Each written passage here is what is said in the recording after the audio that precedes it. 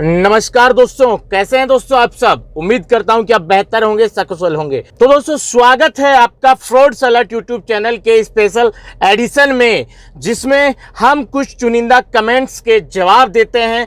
कुछ चुनिंदा कमेंट्स होते हैं जो बहुत से भाइयों के मन में जो प्रश्न उठते हैं उनको हम सेलेक्ट करते हैं और हम स्पेशल एडिशन में आपके पास उनके जवाब खोजकर लाते हैं, जो बहुत से भाइयों के मन में वो प्रश्न घूम रहे होते हैं, जिनका जवाब बहुत से भाई जानना चाहते हैं। तो दोस्तों सबसे पहले शुरुआत करते हैं हम सीधा।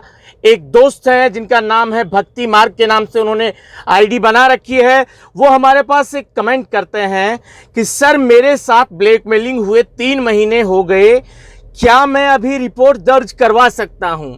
दोस्तों भाई ने जो प्रश्न किया है, तो भाई शायद रिपोर्ट दर्ज करने का माध्यम, उस माध्यम के बारे में बात कर रहे हैं जो हमने उनको एक वीडियो में बताया था। ऑनलाइन साइबर क्राइम जो पोर्टल है, national cyber crime reporting portal, उसके ऊपर हमने कंप्लेन करने के लिए रिपोर्ट दर्ज करवाने का एक माध्यम बताया था। शायद भाई उसी के बारे में पूछना चाह रहे हैं कि उनको 3 महीने हो गए उनके साथ ये फ्रॉड हुए, क्या वो अभी रिपोर्ट दर्ज करवा सकते हैं क्या। दोस्तों बहुत अच्छा भाई का सवाल है।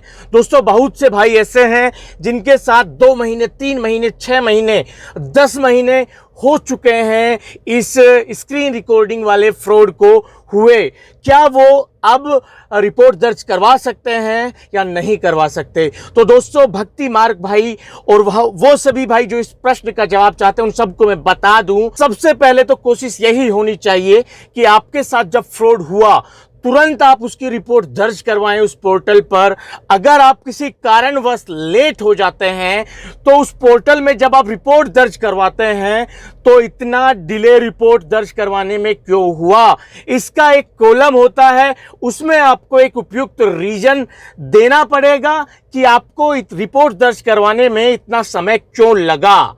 हाँ दोस्तों, आप बिल्कुल जो cybercrime.gov.in है उस पोर्टल पर जाकर, जैसे ही 3 महीने आपके साथ फ्रॉड हुए हो चुके हैं, अभी आप इस पोर्टल पर जाते हैं तो आप रिपोर्ट दर्ज करवा सकते हैं। बट आपको ये, आपके पास ये जवाब होना चाहिए कि आप रिपोर्ट दर्ज करवाने में इतना देरी क्यों कर रहे हैं। तो इसके लिए मैं आपको सजेस्ट कर सकता हूं कि आप इसमें जब उस ऑप्शन में लिखें तो एक चीज़ मेंशन कर दें कि सर मेरे साथ 3 महीने पहले फ्रॉड हुआ था। उस समय मुझे cybercrime.gov.in यानी कि national cyber crime reporting portal के बारे में जानकारी नहीं थी, मुझे अभी जानकारी हुई, इसीलिए मैं 3 महीने बाद या 6 महीने बाद या 10 महीने बाद रिपोर्ट दर्ज करवा रहा हूं, ताकि भविष्य में मेरे साथ कुछ भी अनहोनी घटना ना घटे, मेरा नाम किसी भी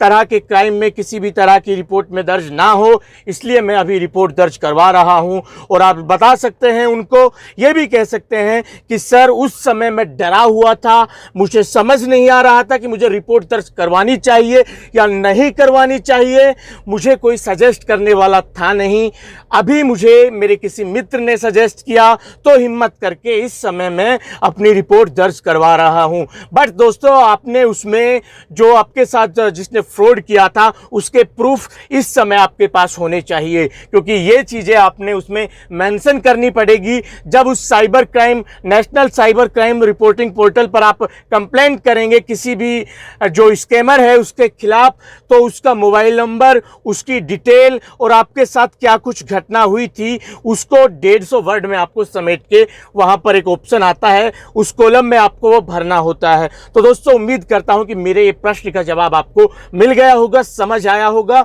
कि आप बिल्कुल 3 महीने पहले, 6 महीने पहले आपके साथ फ्रॉड हुआ तो आप अभी भी जाकर जो cybercrime.gov.in पर अपनी कंप्लेंट, अपनी रिपोर्ट दर्ज करवा सकते हैं। दोस्तों अगला सवाल है, एक भाई हैं बिजी नाम से आईडी उन्होंने बना रखी है, वो हमसे एक प्रश्न करते हैं कि सर इंडिया में अभी तक कितने लोग फंसे होंगे। दोस्तों मैं आपको बता दूं, इस फ्रॉड के बारे में मैंने आज से लगभग 1 साल पहले, या हो सकता है उससे भी ज़्यादा समय हो गया हो, पहली बार जब वीडियो बनाया था तो उस समय गिने चुने मतलब मुश्किल से बहुत कम लोग इसके बारे में जानते थे या फिर इसके बारे में मतलब ये फ्रॉड इतने चरम पर नहीं था।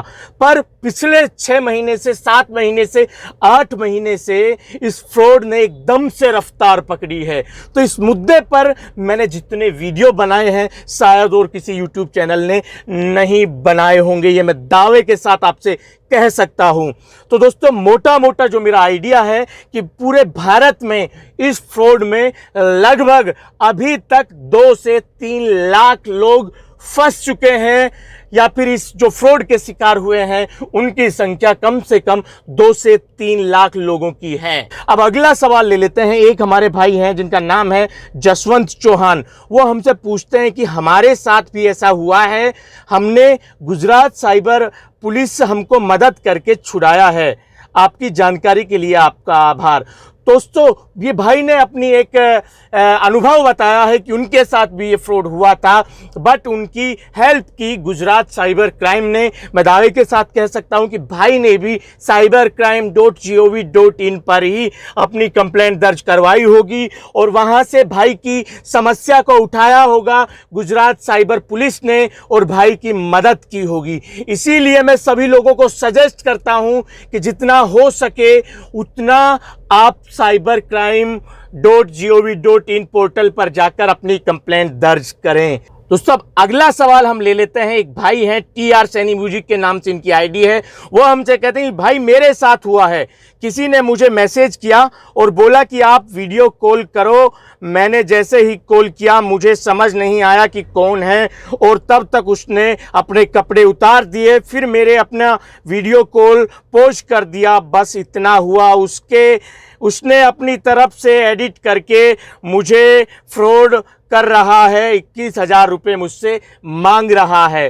दोस्तों ये भाई अपनी जो दास्तां है वो बयां कर रहे हैं। इन्होंने कहा कि उनका मुश्किल से 10 सेकंड का वीडियो उनके पास गया, 10 सेकंड का एक छोटा सा कैप्चर आपके फेस का, आपकी बॉडी का वीडियो कैप्चर किया उन्होंने 10 सेकंड का। उसके बाद उन्होंने उसमें एडिट करके उसको अब वो धमका रहे हैं, पैसे की डिमांड कर रहे हैं, वरना वायरल करने की धमकी दे रहे हैं।